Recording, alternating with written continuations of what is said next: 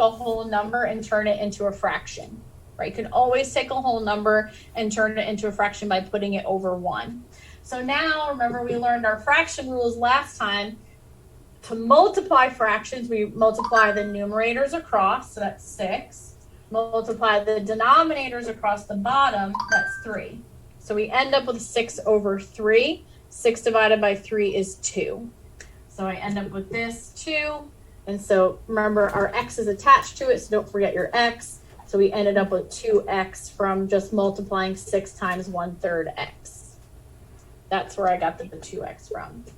And then I multiplied the 6 times 6 to get 36. So it was 2x plus 36.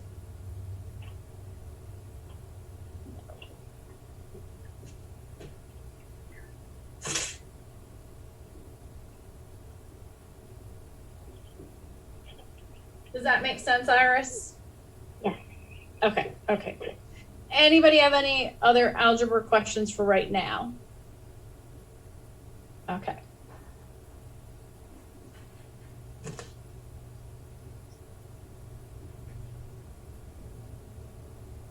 All right there.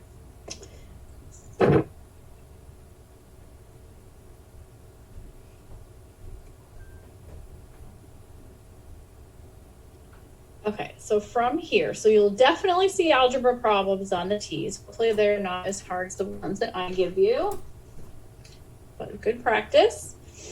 So then from here, the T's is going to want to make sure that you know how to be able to read a word problem.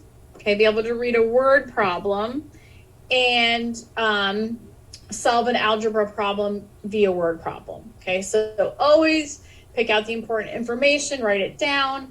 To me, it's the easiest, one of the easiest first steps is to pick a variable. X is just commonly used, and figure out what is the question asking me to find. That's going to be what your variable is. Okay, so, number of chips Amy eats per day, whatever. X equals number of chips Amy eats per day. So that's always a really simple way.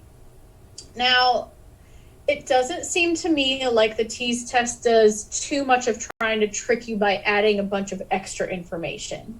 So, you may be talking about my chip consumption and then throw in how many times I mow the lawn per week. And so that ends up being entirely unrelated. So they don't seem to be that mean and add a bunch of excess information. But just in case, make sure you're pulling out the information from the problem that you need.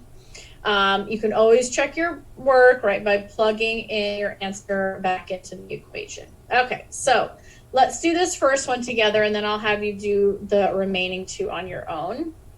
So we have Linda bought a soft drink for $2.37 and 7 candy bars. She spent a total of $37.50. How much did each candy bar cost? Okay, so how much did each candy bar cost is what we are looking for.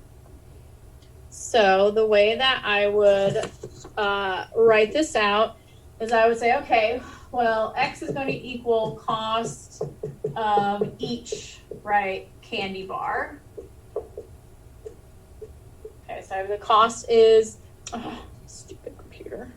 I can't see. Pull it back. Okay, so X is equal to the cost of each candy bar. Okay, it said she spent $2.37 and she bought 7 candy bars and her total was $37.50. Okay, so I know she spent.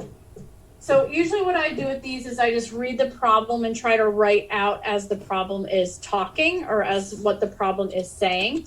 So it literally said, Linda bought a soft drink for $2.37 and 7 candy bars. She spent a total of $37.50. Well, I know she spent a total of $37.50, so that's something I'm probably going to throw over here. Okay, knowing that that's the total. So now if I go back and reread, she spent $2.37 on a candy bar and, right, and or in addition to is going to indicate addition. She bought 7 candy bars. How much are the cost of each candy bar? So I know she bought 7 of them, and so I must take 7 times, right, the cost of each because that's what I'm trying to figure out. So I end up with 237 plus 7x equals 3750. And so now I can solve that, right? 7x equals 3750. We're going to take positive 237, bring it over here. So minus 237. So I get 7x equals, dang, I didn't write it down. Bad. 37.50 minus $2.37. That's 35.13. So then x equals 35.13, right? Divided by, because we have multiply here, divided by 7, divided by 7. So we get approximately 5.02. So world's most expensive candy bars. Okay, so we have $5.02, and that I rounded. And honestly, on the tease test, if they gave you a money problem like that, there probably wouldn't be any rounding. I am just lazy when I write out problems. So sorry. Okay, so I'm gonna have you guys do these two other ones, and you can either come off chat and just tell me that you're done, or you can just come off chat, come off mute, tell me that you're done, or put it in the chat that you're finished. So we have number 2 and 3.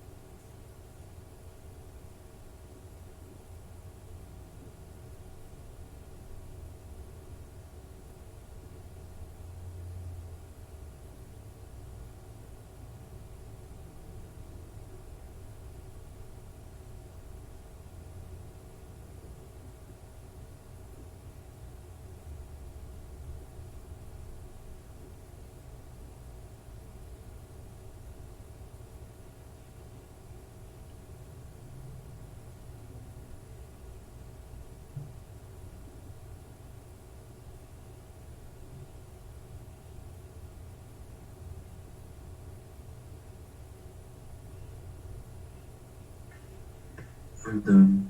Okay, awesome.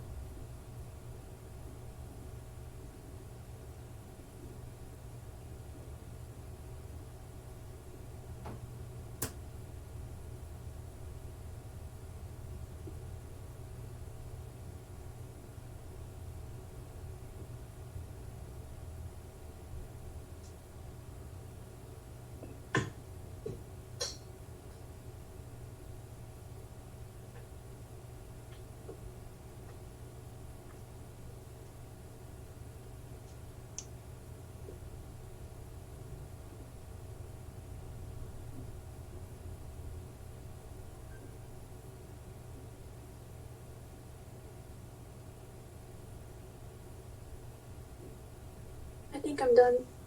Okay.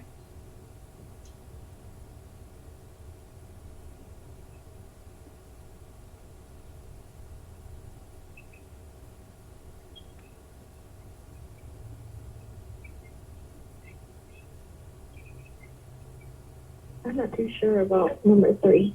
Number 3 is hard. It's tricky. It's definitely a tricky one. Well, let's walk through them both. So, all right. On Monday, 504 students went on a trip to the zoo. All 9 buses were filled and 9 students had to travel in cars. How many students were on each bus? So, I was like, who's in my house? All right. So I would set my x or my variable to equal to the number of students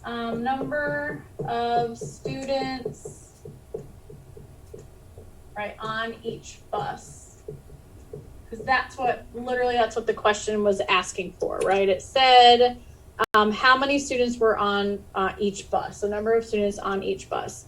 So 504 students went on a trip. So to me, that means my equal sign's probably going to be 504, because they're telling me the total. 9 buses were filled and 9 students had to travel in cars. So that means to me, I had 9 students we could write it either way, 9 students in cars, and there were 9 total buses. So I have 9 total buses, and each bus we know is x. So I'd end up with something like 9x plus 9 equals 504, or 9 plus 9x equals 504. Okay, so now we can just solve. Well, we have 9x equals 504. We have plus 9 here, so minus 9 over here. 9x equals... dang, I really don't write any answers out for myself, which I should be able to do this in my head, 495. So then x equals 495, right, divided by 9, this multiplication here. And so I think my answer ends up being 55, right, 55 students per bus. Now, what I probably should have written, or whoever wrote this question, what I probably should have written is that each bus had the same number of students. That would have been to make it clearer, but I didn't, so. Moving on. Actually, before I erase, are we good on that one? Yep, 55, okay. All right, so next up, we have the a little bit harder. All right, so in science class, Sarah needed 8 test tubes for 3 different experiments. The first experiment required 2 test tubes. The other 2 experiments required the same number of test tubes. How many test tubes were needed for each of the other 2 experiments? Or we'll just say, so of each of the other 2 experiments. So that means our x has to be, right, the number of test tubes in each of the we'll say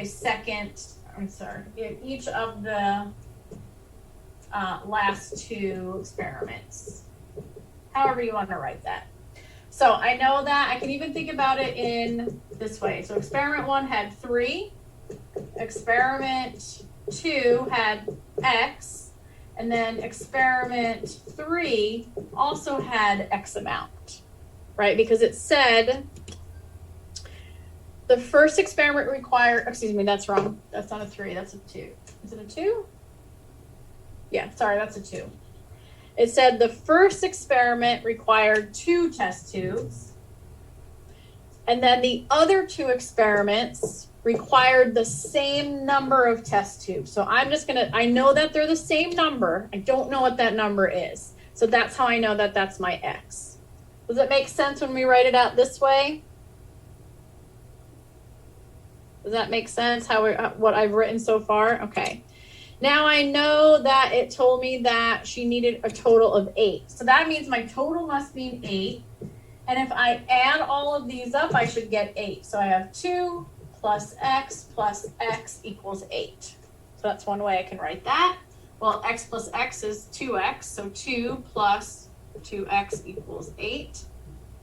Now I can solve my problem. Now I have my algebra problem. So I have a positive 2 here, so it's going to be a minus 2 over here. So 2x equals 8 minus 2.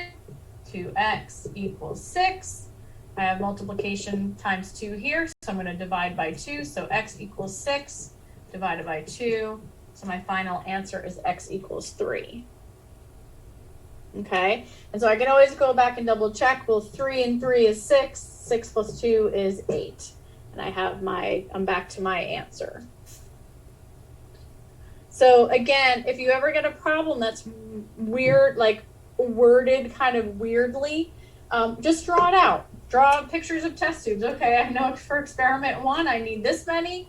For experiment 2, I don't know. For experiment 3, I don't know, but I know that these numbers are the same. And so there's my variable. So I have something plus 2 equals 8. What is that something? So just, if you need to draw a picture for yourself sometimes, that's fine. If you need to write it out like I did, that's fine. However works for you. Now, you could also go in and look at the answer choices. If this was really confusing, and let's say one of the answer choices is 10.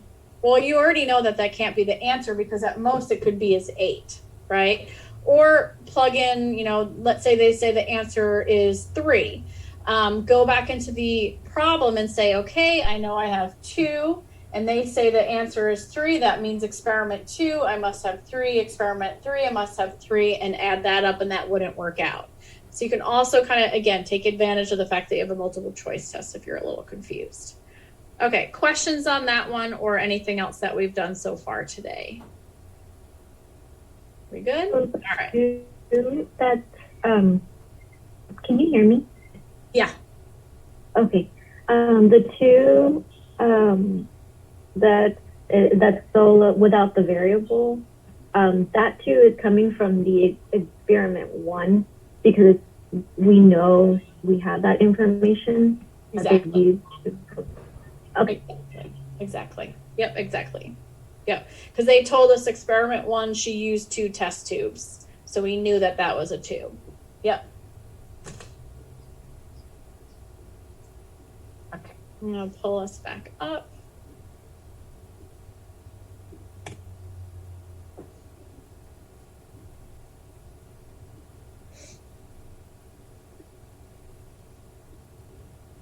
Alrighty. All right.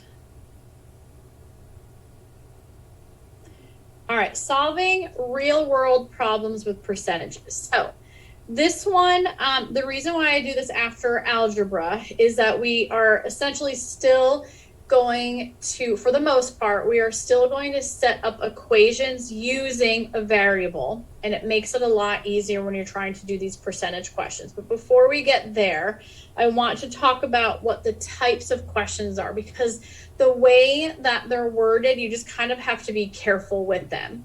So for example, if they ask you to find what percent of some number is another number, so the way that would be worded is, what percent of 40 is 8? It was basically asking you to find, 8 is out of 40 is what percent? Okay, so that's one question.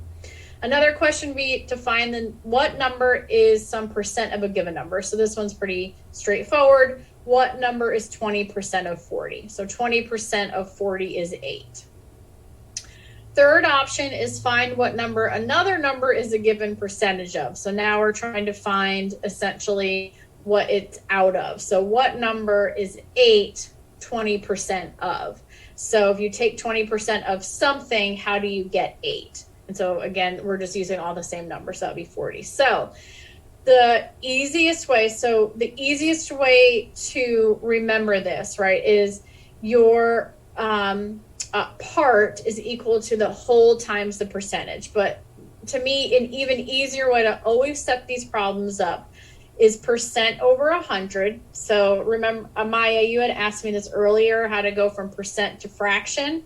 So remember, you can always take your percentage, whatever percent number you have, And to make it into a fraction, just put it over 100, right? That's what percent means, part out of 100. So we take our percent, put it over 100, drop our percent sign, and that is always equal to whatever the part is out of the whole number. And so oftentimes the part, like when you read it in a word problem, they'll use the word is.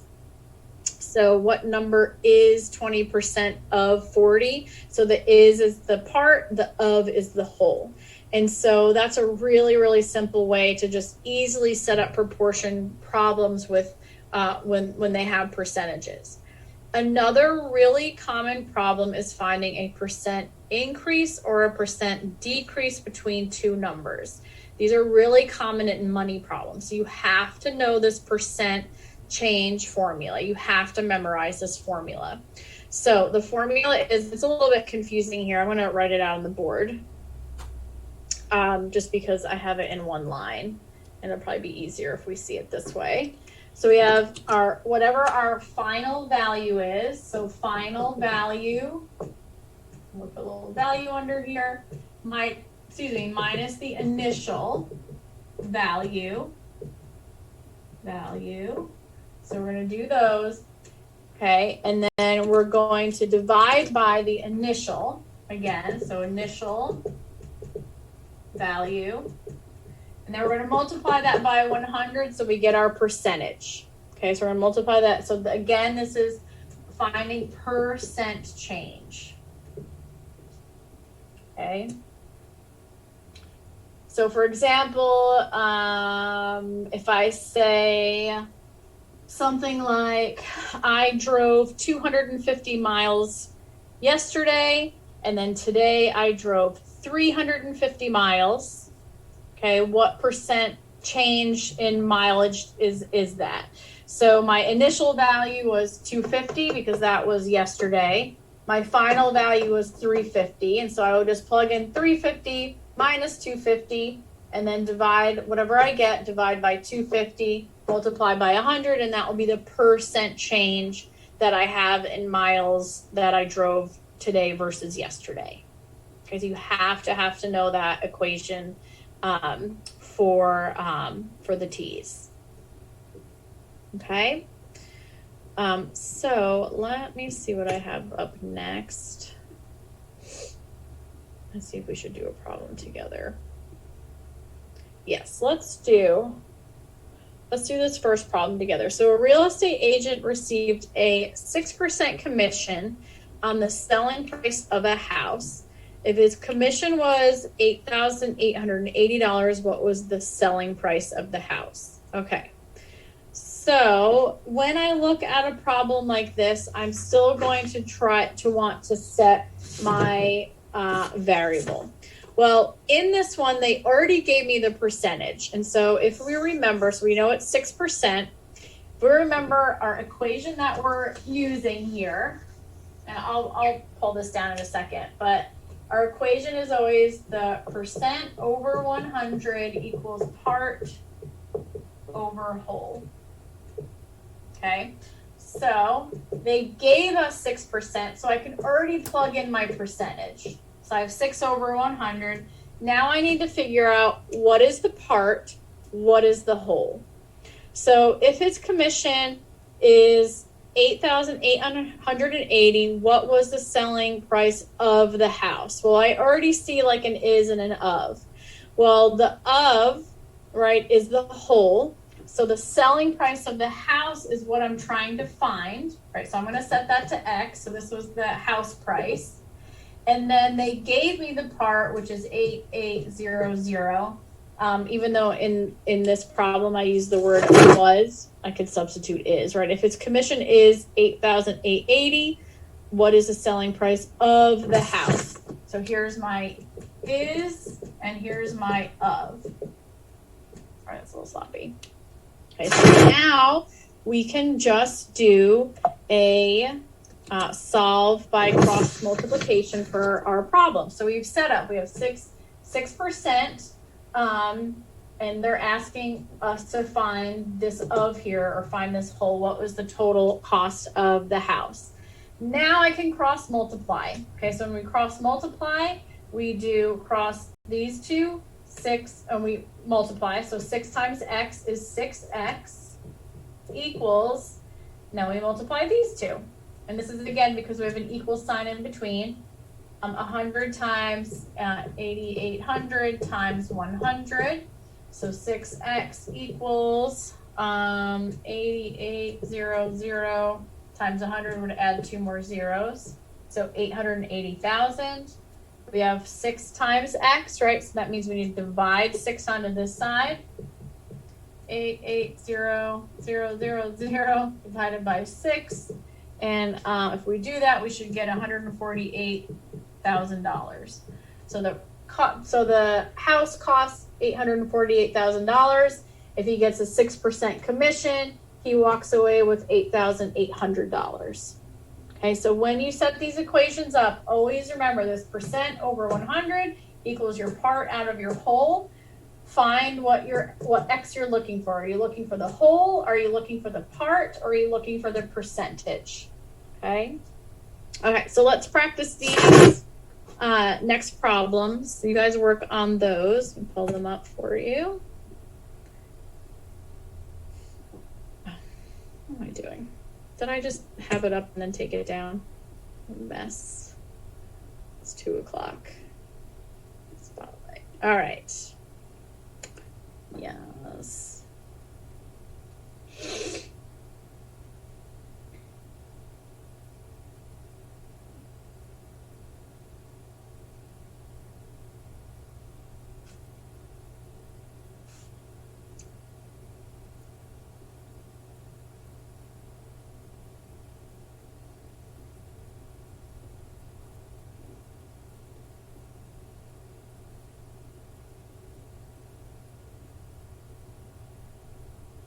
And again, you can just put in the chat or you can just go off mute and tell me when you're done.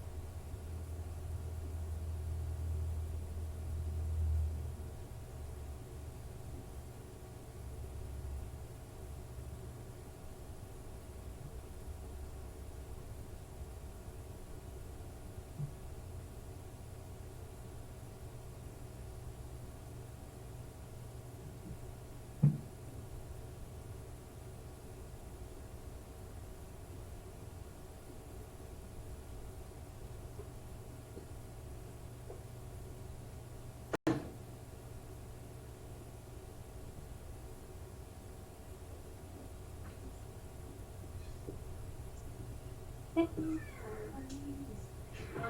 guys just do the bathroom. That's it, just the bathroom in here. Okay. Thank you.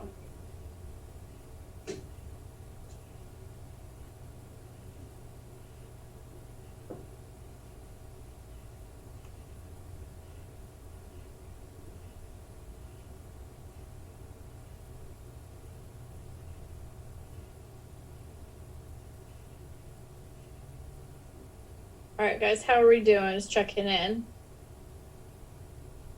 Iris is ready. Maya's nodding her head sideways. Gustavo, how about you? You're good? Yes. Okay, give me one second.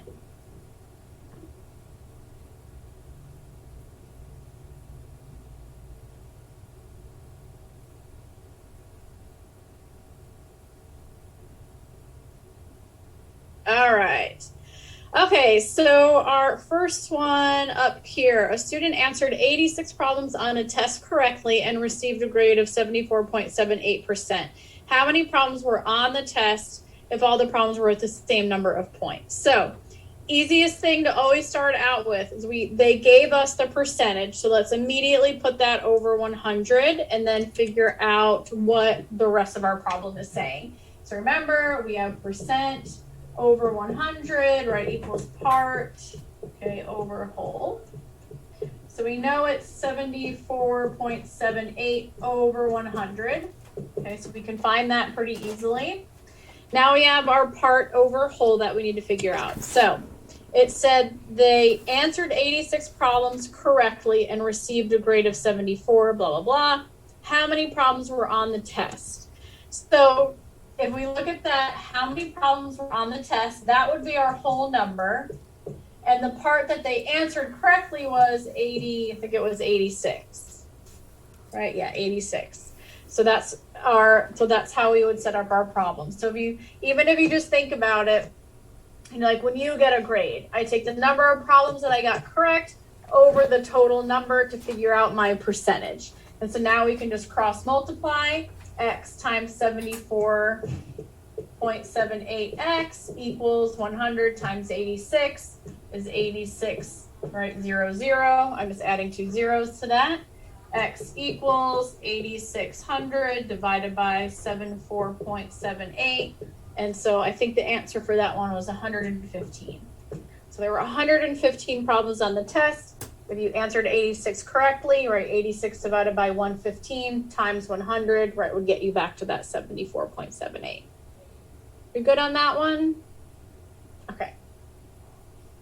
I'm going to leave my equation up, I think. All right, next one says, at a sale, shirts were sold for $15 each. This price was 80% of their original. So what was the original price? Okay, so it was 80% of the original, so we have 80 over 100, okay? What was the original? So that was our question mark.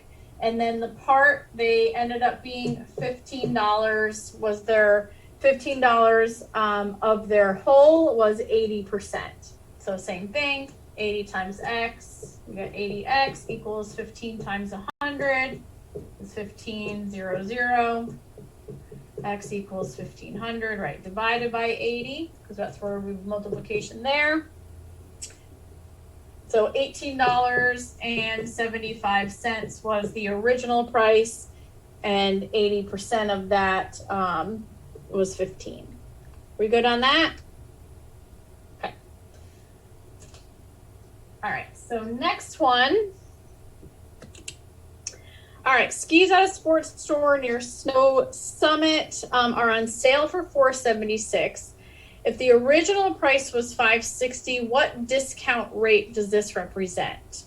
So there's a couple of ways that we can do this problem. One way is, since we're having a change in the price, we can use our percent change equation.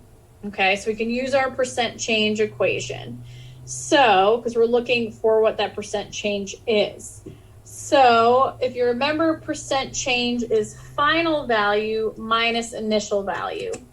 So my final value, because they're on sale for $476, my final value is $476. I'm going to subtract the initial value, which was $560. That was the total. That was the initial price. This is the final price. And then I divide that by initial. So 560 was the initial. And then we multiply this whole thing by 100. So that's one way that we can do this problem. If you go through that entire process, you end up with a negative 15%. Okay? Now, why is it negative? It's negative because the value you started out with was 560 and you took off, right? Negative, you took off 15% to get to 476. Now, in a problem like that, if they were to ask you, they might ask something like what percent off were, what were we buying? Skis. What percent off were the skis? The options that they would give you would be positive numbers because they're 15% off. Okay. Now, if you ever travel, at least in Europe, I can't say for other countries, but oftentimes when you go to Europe and they have sale prices, it'll say negative 10% or negative 25%. Because technically when we say something is on sale for 15% off, you're subtracting 15%, right? You're not adding 15%. So just if you use this equation for money or for discounts and you get a negative, don't be scared of that. Don't be confused by that. Okay, that's just saying that the skis were 15% taken off. That's why it ends up being negative. But your answer likely for the answer choices will be positive based on the way they word the question. They're not going to be confusing and give you options like this, 15 positive. They're not going to do that. But what they'll say is what percent off were the skis. And so they were 15% off. Okay, so that's one way that we can do this problem. Does that make sense? Any questions on that? Okay. So that's one way we can do this problem. Another way that we can do this problem is if we think about our equation. If we think about our equation where we had percent over 100 equals part over whole. So percent's what we're looking for. So x over 100 equals, well, we know our whole is 560, right? Because that was the total cost. But what is our part? So our part in this case, it's not 476 because 476 was our final price, right? 476 was our final price. So really what our part is the piece that is missing, right? So our part really is the 560 minus 476. So that's the part. We just don't know. They just didn't tell us it was whatever is $85 off. I can't remember what the number is. 560 minus 476 is $84. They didn't tell us it was $84 off. We'd have to figure that out ourselves. So we're really just rewriting the equation that I already gave you for percent change. We're just literally rewriting it, just thinking about it in the same way. Okay, so that's what math is, right? It's always giving us so this is literally the same thing, right? We're taking our value, even though technically we had it flipped, but we're taking the difference divided by the initial value, right? And then when we calculate this with 100, this ends up being times the 100. So we're doing the same exact problem. We're just rearranging this equation. We can use to we can use this to develop the percent change equation. It's the same thing. So it really doesn't matter how you think, kind of how you think about it, but we would end up with the same answer of 15% off. Okay. So sometimes you just have to think about it like, okay, if I go to the store and I see something's for 560, and again, you can also just use the answer choices that they give you, right? So if they give you this problem and you read it and you're like, okay, well, the initial price was 560 and the final price was $476, and one of the options is 10%, well, you could just find you can just figure out what 10% of 560 is, right? Using our same equation. 10 over 100 equals, would give us the part out of the whole, and you could figure out, okay, well, that would be $5.60 off, or excuse me, that would be $56 off. And so if I take 560 and I subtract 56, what do I end up with? Well, I end up with whatever, $504 or whatever it is. So that's not the right answer. So you could also take advantage of the fact that you have multiple choice and go through the options if you ever get stuck on any of these. Okay. Or you could do our equation that you got and then double check yourself. Okay, well, is this right? And then go find your answer. Okay, number 5 is actually a little bit tricky because it has 2 steps in it. So number 5 says an employee's salary increased by $4,500, which represents a 15% raise. What is the employee's new salary? So let's see. We have our equation. We know we have percent is 15 over 100. That's easy to figure out. Okay. They got a 15% raise. $4,500 is what they got. So that has to be the part. And we first need to figure out what the whole is. Change this to X. Okay. So let me pull this down so you can see better. Okay, so we have a 15% raise. We know that they got $4,500 out of the whole. But the whole, remember, is their original salary. Right, this must be their original salary. Right? So if I take my salary right now and I take 15% of it and get $4,500, right? That's what this equation is showing us. So we have to do this first. So X times 15, we get 15X equals 4,500 times 100. So we have 15X equals 450,000. X equals 450,000 divided by 15. And that ends up being $30,000. So that means my salary right now is $30,000.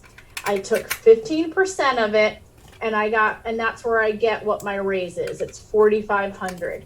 But the question asks you, what is my new salary? So what's my new salary? How do I figure that out? This is my original. This is my raise. So how do I know what my new salary is? Right, you have to add them. So my new salary, you still see, yeah. My new salary is this 30,000 plus the raise they gave me, which is 4,500. So the answer is 34,500. So just as you're walking through, like I always tell my students, put yourself in the shoes of the person that's in the math problem. Right? So put yourself in the shoes of the person that's in the math problem.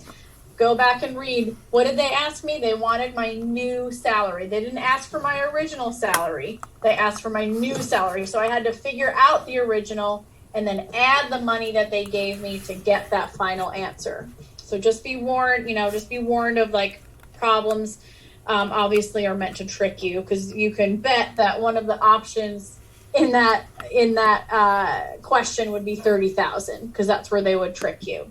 Okay, so just be careful that you're answering the question that's being asked. Okay, even in those math problems, put yourself in those shoes. Okay, if I make 30,000 and I get 15% raise, and I've got $4,500 extra, so what's my new salary? Right? They didn't ask for your original. Okay. Those you have to get comfortable with those questions. There's lots of proportion, percent type questions, and I'll tell you what to work on for problems, but I tried to put in a bunch of those problems for you guys to practice. Okay, questions I can answer right now while I make some adjustments. Are we good? Good right now? Okay. Okay, next up we have, all right, we're moving out of some of this, moving out of a little bit of algebra now. And we're going to talk about rounding and estimation. So, rounding rules. Just as a reminder, if you haven't looked at rounding rules in a while. So, rounding is reducing a number of non-zero digits in a number while they're trying to keep the value obviously similar to what it was. So, first decide which digit you are keeping. Okay, so what is the problem asking you to round to? And so this is where your place value becomes very important. Are they asking you to round to the nearest tens, to the nearest hundreds? Or are they asking you to round to a decimal, to a tenth, to the nearest 100th? So we take that number that we're going to round to, and we look at the number after it. If the number after it is less than 5, then that number that we're looking at stays the same. If the number after it is 5 or above, we're going to bump our number up 1. So let's look at, there we go. Let's just look at a quick example on the board. So if we have 317.45, and I say we need to round to the nearest tenth. So to the nearest tenth. So I go and find my 10th place. So this is hundreds, tens, ones, tenth, right? So I know that I need to round to the 10th. So I look at the number after it. If it's 5 or above, I bump this guy up. So 317.5. Okay, if I round to the nearest tenth. What if I take this number and instead I say, I want you to round this to the nearest 100s, not nth, but 100. So my 100 place is here, the 3. So I look at the number after it. If it is 5 or above, this would bump up to 4, but it's not. It's below 5, so this stays the same. So this rounded would be just 300. Okay? Good? Alrighty. Okay, so you'll get questions where you may have to round, and it could be as simple as that, where they give you a number and ask you to round to a certain digit. And I'll just mention before we move on to estimation, you can usually eliminate answer choices easily by looking at their rounding mistakes. So for example, if I said round to the nearest 100s and they round to 400, then that's obviously wrong. Okay, so it's usually, take advantage again of it being multiple choice. All right, so now when you're asked to estimate a solution, so they may give you a word problem and ask you to estimate the solution. You'll need to provide only an approximate figure or estimation to your answer. So you need to round each number in the calculation to the level indicated if they tell you, or to a level that makes sense for the numbers involved. Here's the key point. Round your numbers first, then solve the problem. Don't solve the problem, because oftentimes it'll be something easy you could do on a calculator. Don't solve it and then round your answer. That will be a choice and it will be wrong. You round first, then do the math, and whatever answer you come up with is your answer that you'll find in the choices. Okay? So that's rule 1 for estimation type problems. You round first, then do the math problem. Okay? The other thing about when we do an estimation problem, when you're rounding, your numbers, and before you do the math, let's say I'm adding, 56 plus 43. I need to round those first, but I need to round them to the same place value or the same level. Okay, so if I have 50, here, let me give you an example, a simple example. If I need to add 56 plus 43, okay? So I need to round these to the same place. Okay, so I'm gonna round to the tens, because that's all kind of the only option I have. So 56, I'm going to round to this point. So if I go to the next guy, he's above 5, so this is going to bump this guy up, so that would be 60 plus, but now I have to round here. Or actually, let's make this 43.1. Let's pretend I did that. Well, if I round this guy to the 10s, I also have to round this guy to the 10s. I can't round him to the 1s. So this would round to 40, okay? So 60 plus, this would be incorrect. 60 plus 43. It's correct rounding, but I have to round to the same place value when I do my rounding. Okay, then I can answer. So the answer here is 100. The answer here would be 103, and this would be an incorrect choice. Okay, that would be incorrect for this problem. Okay, so round first, then solve. Round to the same place value when you're doing your rounding. Okay, so let's look at an example. Okay, I'm gonna skip these. We kind of already did these on the board. You can always go back through. If you have questions, let me know, but this is what I want to do. So which of the following gives you the best estimate for this particular problem? So in this case, they're not having you entirely solve it. They're having you write out what the problem would be. Okay, so you guys go ahead and do that. And you can either put your answer in the chat, or you can, let's put the answer in the chat just so nobody yells it out while someone else is still working. So put your answer in the chat.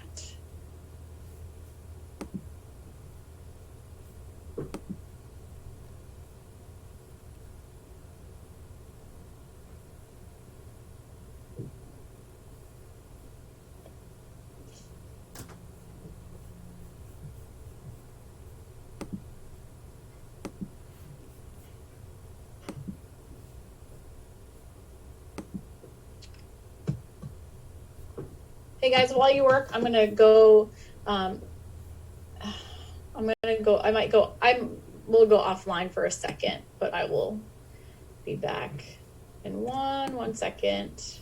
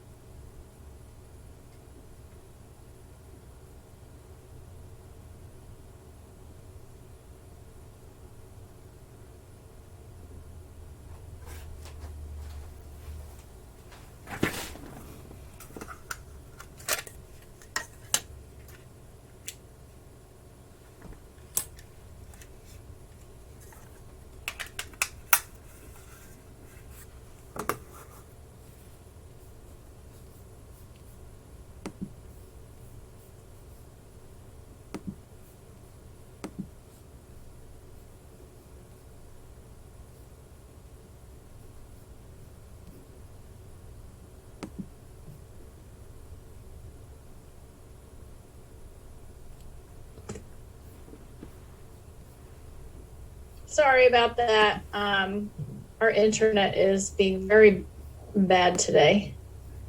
Did you guys lose the problem? Yeah, okay, sorry about that.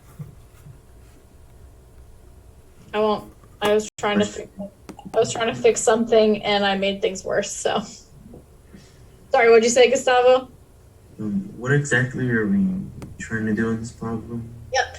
So it wants you essentially, if you were given this problem here, this 247.8 times blah, blah, blah. If you were given this problem and you had to estimate the answer, what equation would you set up to be able to get the estimation is what it's asking you.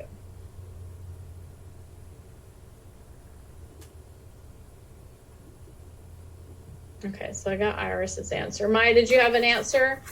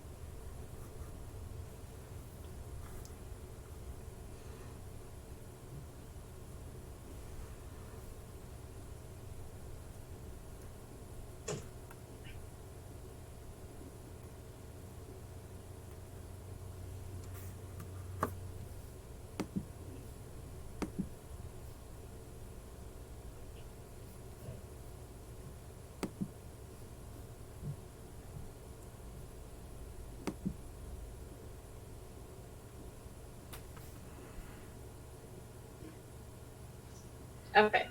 Yay, we have a variety of answers. Awesome. Okay, so let me remind you of the rules. If you were to get a problem like this and you needed to give the solution, right, you would round first and then you would do the answer. The other rule for something like this with rounding is that you have to have everything rounded to the same place value.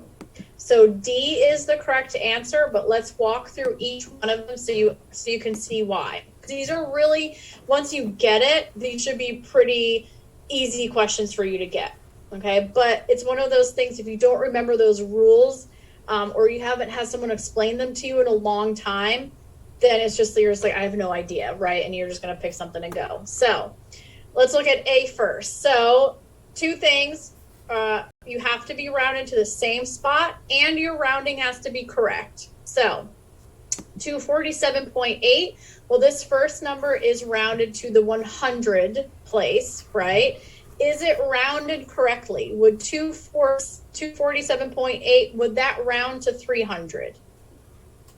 You can nod yes or no. Right, it would not round to 300 because if you were rounding 247.8 to the nearest hundreds, this would round, we're looking at the 2, 4 is our next number, so that would round down to 200. So this is already an incorrect answer choice because the rounding is already incorrect, okay? Not only is the rounding incorrect, if we look at these other numbers, well, this one here, 3.412, that's rounded to the ones place. This one's rounded to the 100s place. And then this one is rounded to the tens place, right? So all 3 of these numbers are rounded to different place values, and this one is rounded incorrectly. So that we can knock A out that way.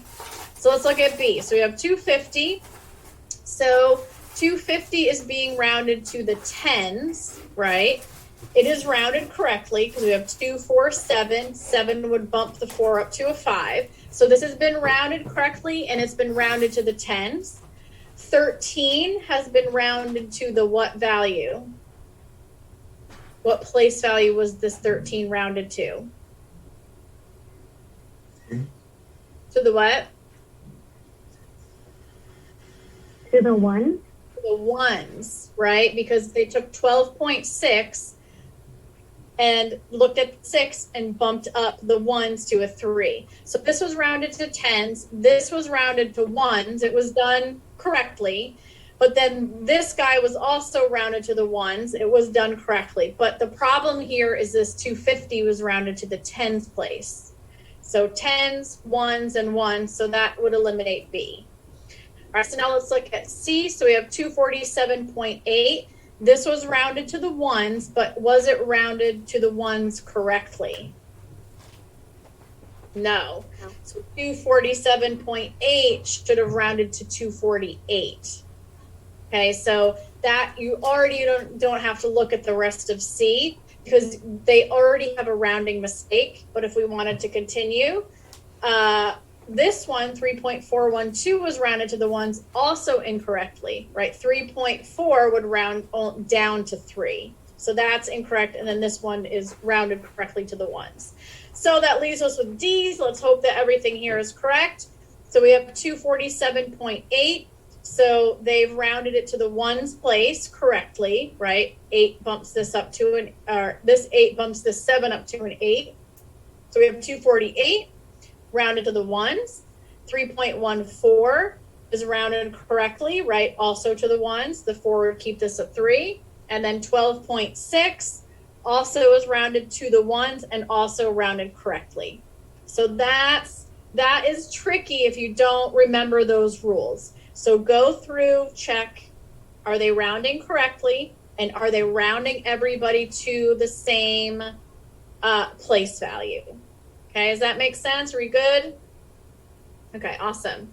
So I'm going to give you another one. So this is another really common one you'll see where you'll get a word problem and ask for the best estimate. So we haven't done area yet, but just so you know, to find the area of something, you do the length times width.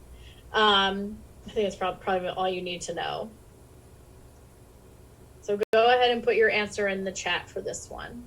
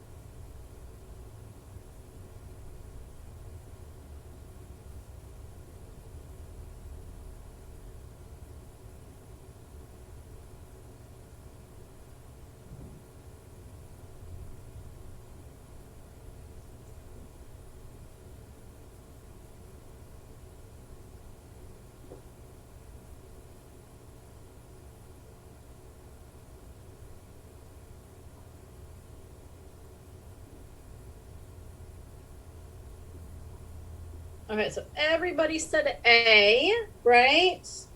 It is B. Okay, the answer is B. And I think I took this from the T's book. So this is the kind of stuff they pull, okay? So the first thing you have to notice when you see this question is that they are asking you which of the following is the best estimate. So I'm going to assume what all of you did was you took 13 by 9, right, which is 120, and then he had 10 beds total, so you had to take 120. Sorry, 11. It was 117, right? You got 117, and then you multiplied it by 10 to get the 1170, right? That's not an estimate. That's the exact answer. So that's where this can be tricky. If they're asking you for an estimate, you have to make sure that you round some numbers first and then do your math. So here's another way that they trick you on this question. If you didn't, let's say you did this problem, and you're like, oh, I'm supposed to do an estimation. So you go ahead and do 13 by 9, you get 117, you multiply it by 10, you get 1170, and you're like, I'm going to round this number now.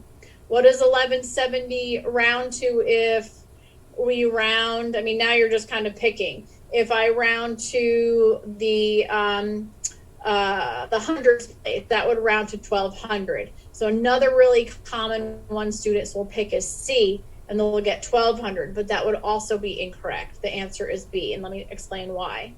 So you have to round your numbers first before you do the math. So if my options are 13 and 9, well, I could round, really the only thing I can round to here is the tens place, right? So 13 would round to 10, because the 3 would push this 1 down to stay the same.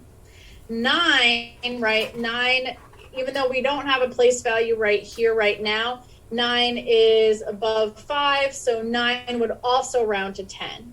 So really your estimation here is a 10 by 10 garden bed. So 10 times 10 is 100, and then times he has another 10, right? 10 total. So 100 times 10 is 1,000. So the answer here is B.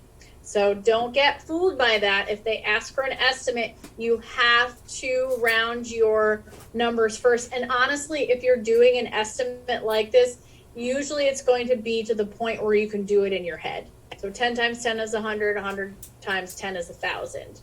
So usually, obviously on the problem that we did on the previous guy, right, you wouldn't be able to do that in your head, but that's why they just give you the equation to do. Okay, so don't get fooled by that. Okay, and I'm pretty sure I have a problem like that, and a practice problem like that in your.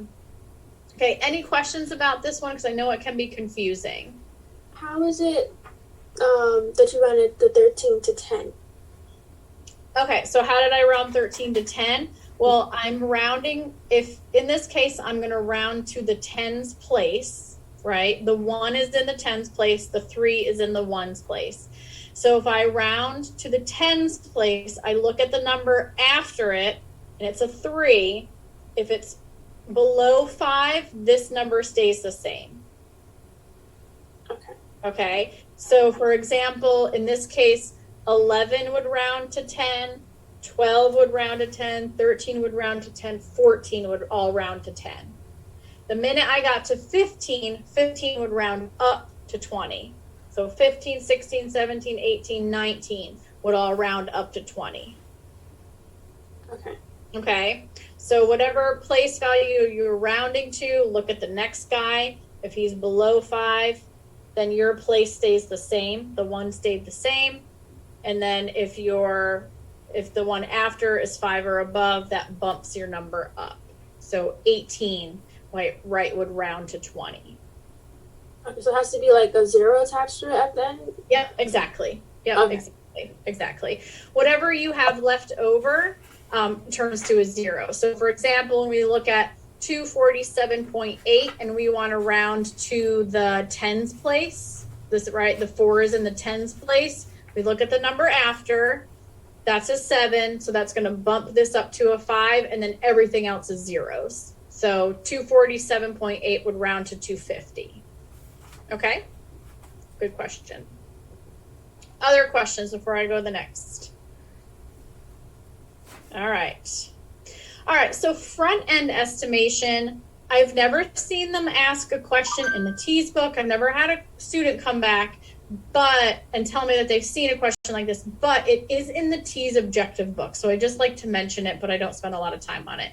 if anyone ever asks you to front end estimate something, that just means whatever the most front number is, or whatever number is all the way to the left, that is the place value you are rounding to.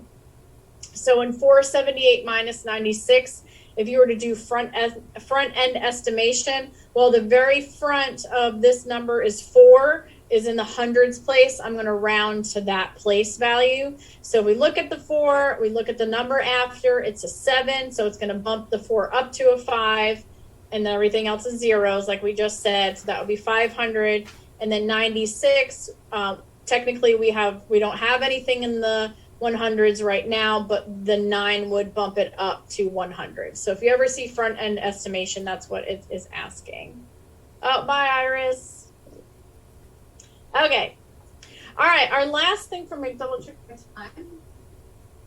We have 9 minutes. We'll definitely start this. So, metric system conversions. So you will see this here in the math, and then we will also talk about it again in science, but it'll be more specific in science to like a little bit more how to use, like using the metric system. But conversions.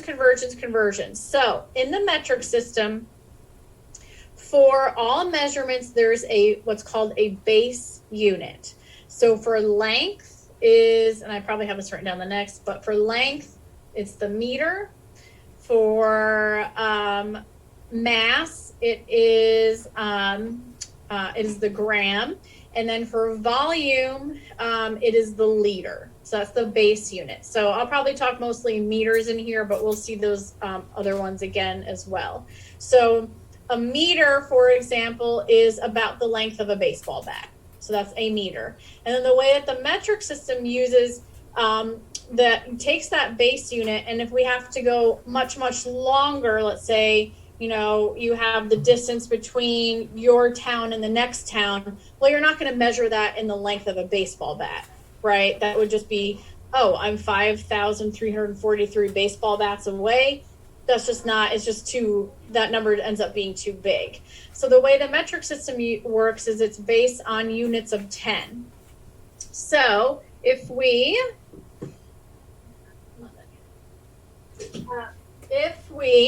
take our meter, for example, and we have 10 meters, we call that 1 decameter. Okay, if we have 100 meters, that would be 1 hectometer. And then if we have 1,000 meters, that would be 1 kilometer.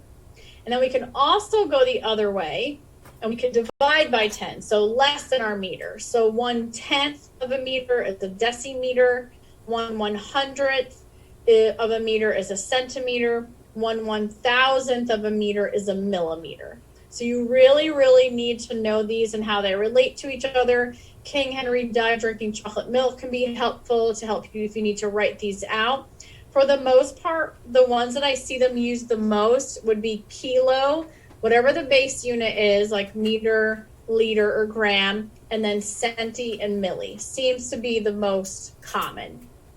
Okay, and so what they're going to ask you to do is to convert between, like, you know, how many meters is 5,230 millimeters. And so they're going to ask you to go back and forth in between those. Okay. One note, and I don't know why, I mean, I know why they use it, but just to note, milliliter, so we would abbreviate that as little m, is the same as a cc, which we use more so right in medicine. So, you know, you gave a patient 20 cc's of blah, blah, blah. They mean the same thing. 1 cc is the same thing as 1 milliliter. And the reason why that is true is because really what a milliliter is if you were to take a cube, a tiny little cube that was clear, and you measured, doesn't have to be clear, but let's say it's clear, and you had that cube and its dimensions were 1 centimeter width, 1 centimeter length, 1 centimeter depth, and you filled that cube up with water, that would equal 1 milliliter. So it's saying the same thing, right? 1 cubic centimeter is 1 milliliter. So just take note of that because they could ask you a question where you do some kind of conversion. Just know that cc is the same as milliliters. Okay, milliliters. Okay, this just explains the same thing we were just looking at, just in a different way, showing you the base unit, and then as you, as you would decrease going this way and then increase going this way. Okay, so let's do a couple of these together in our last couple of minutes together. And I'm going to show you how to. Actually, you know what? No, we are going to hold. I'm actually going to hold off on this because I'd rather show you and then sit and we'll do all of these examples together. I think it gets to be too much if I explain it and then we don't end up doing it together. I'd rather do it together. So that's where I'm going to end right now. Let me double check our what assignments we could do. So for this next assignments for math, I can't remember if I told you to do negative numbers, but we have a negative, I think I did. We have a negative number worksheet. You should have already done the conversions and the math fraction decimal percent conversions, the order of operations. And now let me double check.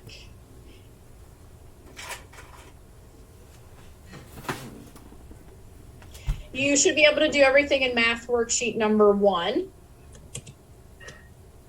You should do everything in math worksheet number 1.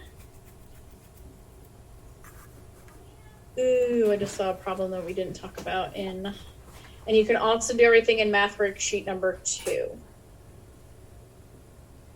We kind of talked about it. I think that you guys, if you can't figure it out. Yes. So math worksheets number 1 and number 2, you can do now that we've completed this section. Okay. Gustavo, do you have any questions for me right now? You're good? Okay. Maya, we can stay on and we can talk about how to do you wanted to do percent to, and Gustavo, you can totally stay. Just wanted to make sure you didn't have any questions before I did